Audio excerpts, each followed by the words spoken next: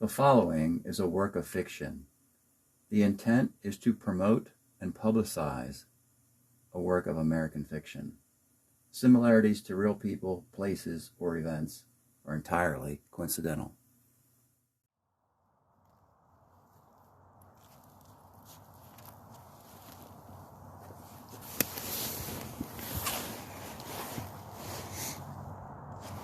Hello, viewers.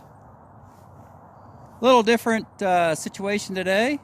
Reading another chapter from my book, HENRI EDSON XIMENEZ, on behalf of Conscious Publishing and the Shrimp Trawler channel.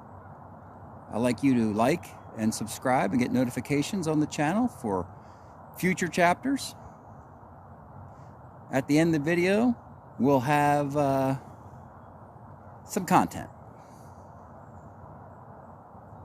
Now, is this a good idea or not? It's supposed to snow.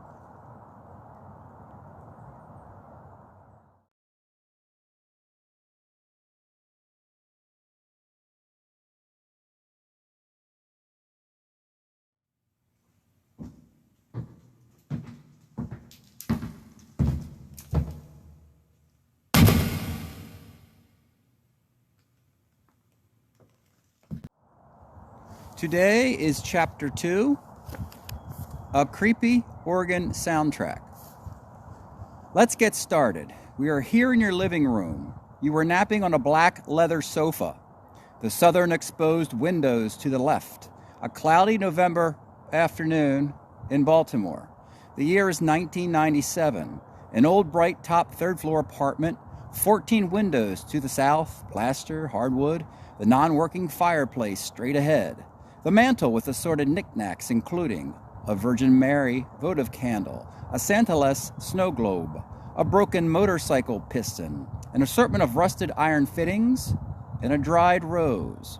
There to the right of the mantel, the 20-gallon fish tank containing a red devil tropical fish. Above it on the wall, the poster from the Metropolis motion picture. On the other side of the mantel, a plush chair. On the wall above that, a Sonic Youth poster. Yep. 3 guys and a gal with bad intentions. The kitchen is very small, just enough room for the stove, sink, fridge, and the 1950s era metal kitchenette table. Yellow daisy pattern without the partition. The missing partition always bugged you. It did then and it does now. You can never find that partition. Stop looking. A pretty bright place, southern exposure. Your bedroom is one of 3. Also with 3 windows to the south, decorated, the ledge full of hanging plants and flower pots. There are 2 knotty fig trees situated on either side of a halfway filled aquarium. Inside the tank are several frogs, hermit crabs, snails, small fish, toads, an eel, and such. The bed, desk, chair, stereo rack crammed in. Strewn about papers without much logic, there is a map with a trip plan, indicated a yellow highlight, traced over the interstate route from Baltimore to New Orleans. The pink highlight shows a route with stops in Louisville, Memphis, then to the Big Easy. Inside the desk are guitar picks, pocket change, rubber bands, scotch tape, stapler, paper clips, old batteries, pencil sharpener, tape measure, scissors, blah, blah, blah. Are you still following this? It is usual fare, and yes, that is fine. Now, down a long, narrow hallway that runs the length is the sparsely decorated second bedroom.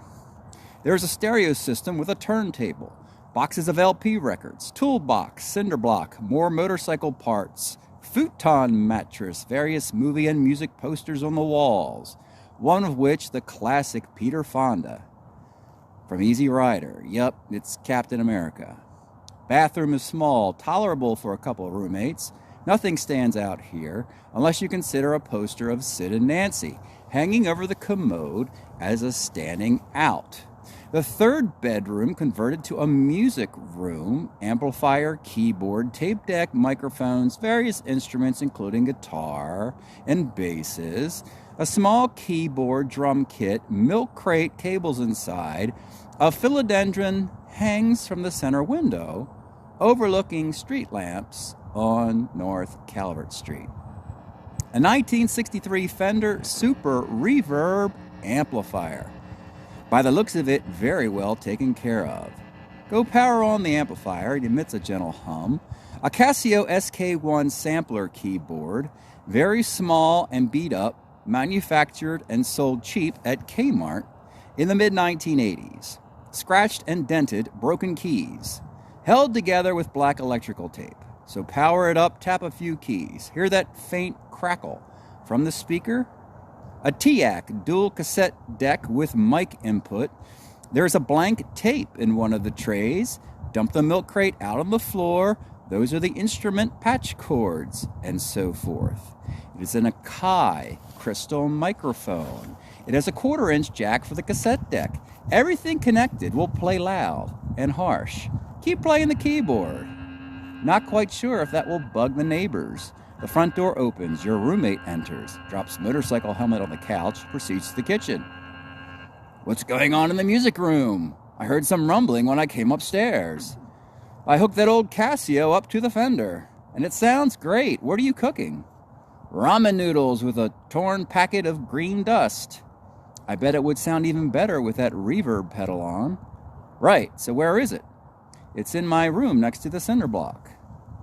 It is an Ibanez analog delay pedal with reverb. Opening the back, the 9-volt battery is missing. In your bedroom, a replacement on the desk. You touch it to your tongue. Hasn't anyone told you you shouldn't do that? Anyway, after the tiny shock, it seems that the battery is practically brand new. Place the battery inside the pedal and click. The pedal and the little red light indicator comes on. Connect the reverb pedal to the amplifier. Now the keyboard sounds lush and vibrant, like a church organ, like Phantom. Proceed, keep playing the keyboard, write a bunch of nice little church organ snippets, and record your progress on cassette.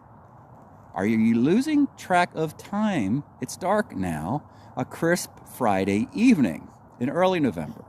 Outside the window, overlooking North Calvert Street, a spider extends its web from the street lamp to the live oak outside the window. Place the organ music tape in a Walkman. Throw some tapes into a knapsack. Grab your journal, typewriter, camcorder.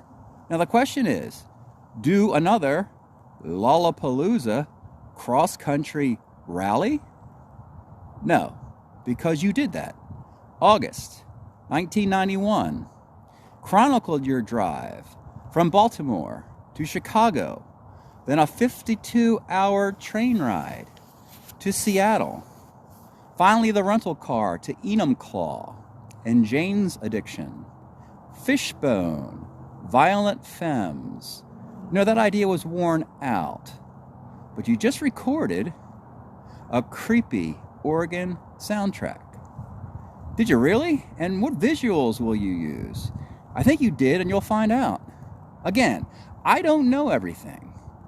I'm just here to help you remember. The background music for a trip to New Orleans.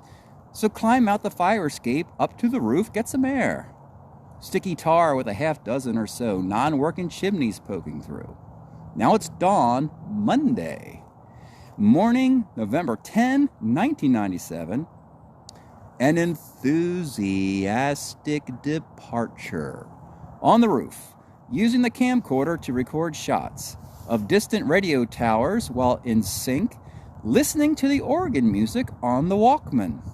Smoke from other building chimneys. The Johns Hopkins University, Memorial Stadium, girders from Sparrows Point, 360-degree panorama. The sun arrives, fade on TV rooftop antennas, down the fire escape, an abandoned bird feeder from the summer. The living room window is your fire exit, as a habit, one of the few pair of windows that you've kept free and clear of plants. There's a large 55-gallon tank along the foyer filled with Auratus and golden ambunya. One wall full of beautiful tropical fish. Even though you are secure on the 3rd floor, you still have 2 deadbolt locks. This exit faces 3 other apartments. A charming addition to this 100-year-old apartment building is the 3-story spiral staircase and the ornate tile flooring. Who needs an elevator? On the corner of 30th and Calvert Street sits your '87 Nissan truck. Burgundy. Front quarter cosmetic damage, rocker panel rust. Otherwise, high mileage and reliable.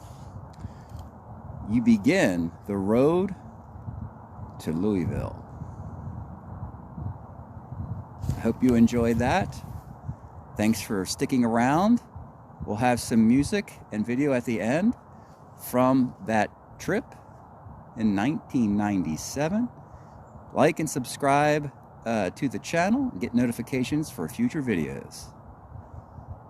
We'll see you next time. Now, what do I do with my gloves?